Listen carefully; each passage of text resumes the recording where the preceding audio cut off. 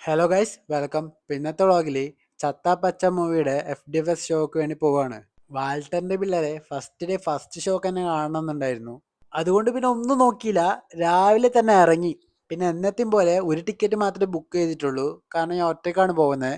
അർജുൻ അശോകൻ, ഇഷാൻ, റോഷൻ മാത്യു, വിശാഖ് നായർ, കാർമനസ് മാത്യു, പിന്നെ എല്ലാവർക്കും അറിയുന്ന പോലെ തന്നെ നമ്മുടെ സ്വന്തം മമ്മൂക്കയും ഇതിൽ അഭിനയിച്ചിട്ടുണ്ട്. പിന്നെ ഡയറക്ടർ അദ്വൈത് നായറും.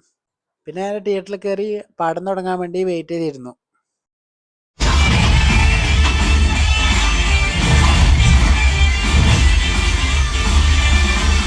അങ്ങനെ പടം കഴിഞ്ഞു. പടം എങ്ങനെയുണ്ടെന്ന് ചോദിച്ചാൽ അടിപൊളി പടമാണ്.